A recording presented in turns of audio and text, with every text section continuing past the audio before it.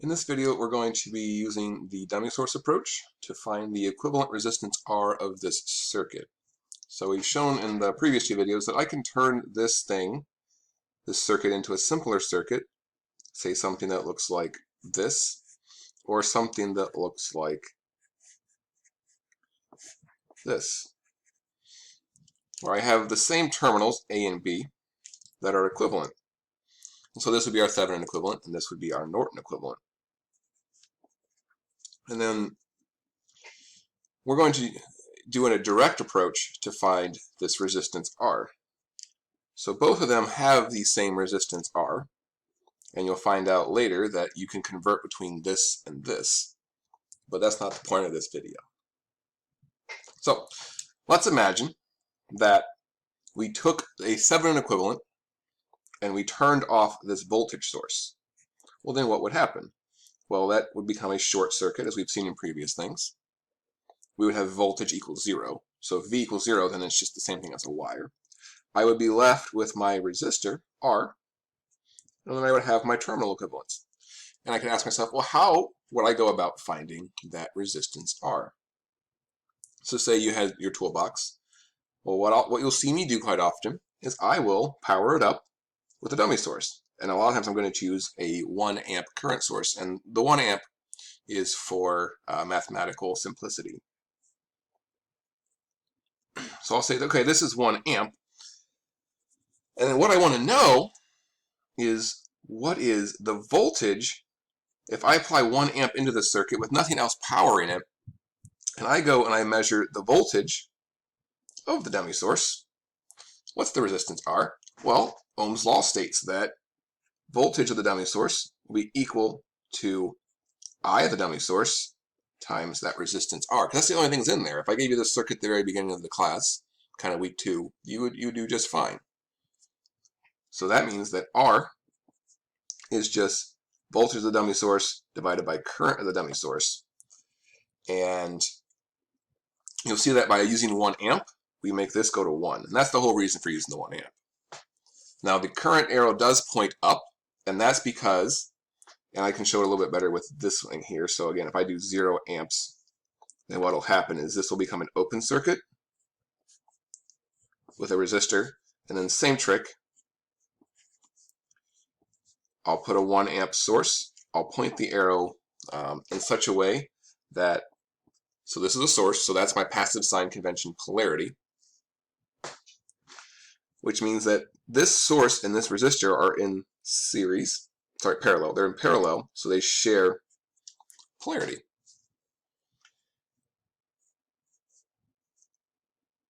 So by pointing it up, the current goes down through here, my polarity is good, and my voltage is here. So the whole key here is that R will just be the voltage of that dummy source. All right, so let's do this same exact procedure to this circuit. So the first thing we have to do is we have to turn off all of our independent sources. What will happen with these dependent sources? When they're unpowered, they kind of turn into a type of resistor. So they don't independently provide any power to the circuit, so that's why we leave them in. All right. So I have my 6 ohms. I have this 10 amps, but because when I drop it to 0 amps, it'll be an open circuit. Plus minus 2 Vx. So you should kind of remember doing this from when you did superposition. Sorry, not. Yeah, superposition. And then 2 ohms plus minus Vx. Let's get rid of that. That right there.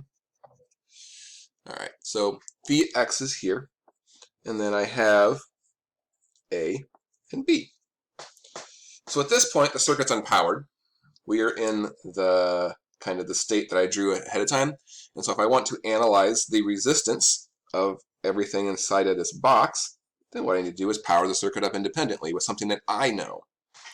So I'm going to choose a 1 amp source. I'm going to have that 1 amp point upward for the same reasons that we had to do over here, because then my resistor, my perceived resistor, will have the same polarity as this.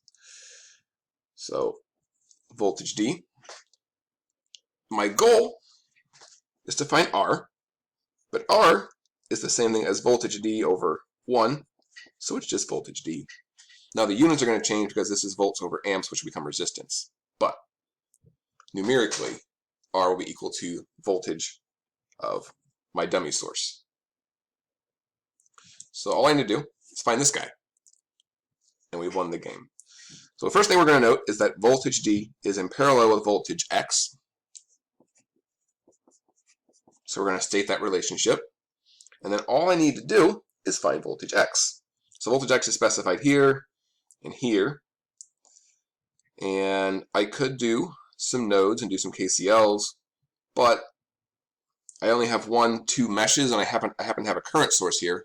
So a lot of times when you do a dummy source with this current, meshes are going to be really nice. So I'm going to actually label out some meshes. I1, and just for convenience, I'm going to actually make this one go counterclockwise. I2. So let's do a KVL around I1. So that'll be, we'll start down here and work our way up. So that'll be 6 I1 plus 2 Vx. And then I'm going to head over here. And then this will be plus. So I could do like 2 and then I1, I2, but I'm just going to call it Vx. I've already put a Vx into here, into this equation. So this will actually simplify nicely.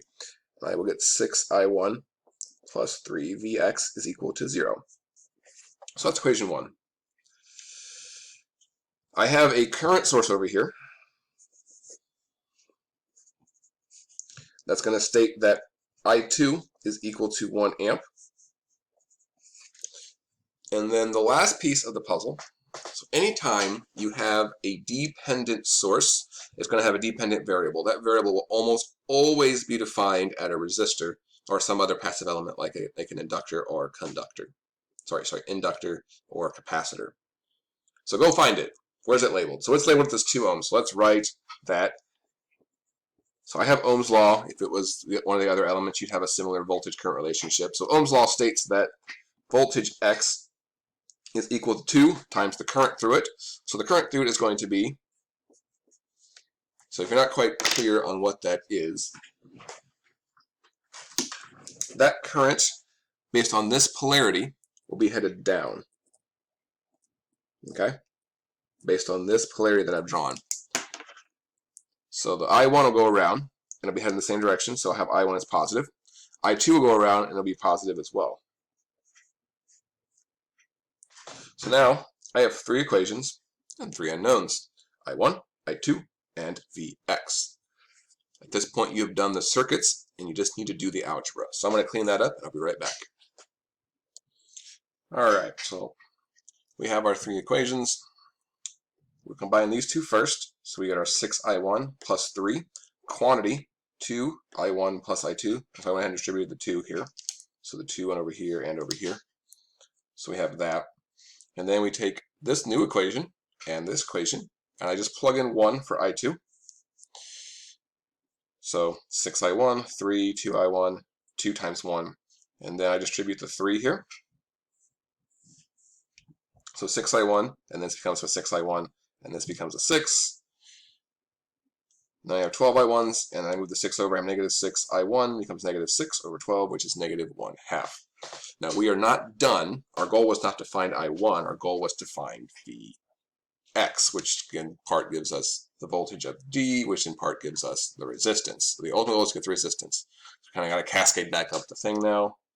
So we need an equation that has Vx in it and I1. Lo and behold, there it is. So if I bring equation 1 back down, 6I1 plus 3Vx equal to 0. We know that this is negative 1/2. So I get negative 3 plus 3Vx is equal to 0. So Vx is 1, which is also R. Because again, Vx is the same thing as the voltage of the dummy source, and that's going to be divided by 1 amp. All right. So we found that it's 1 ohm. So I would come back over here and I would say, okay, this is 1 ohm, or this is 1 ohm. And then I can go find the actual voltage and the actual current using the methods that you've seen in the previous two examples. All right.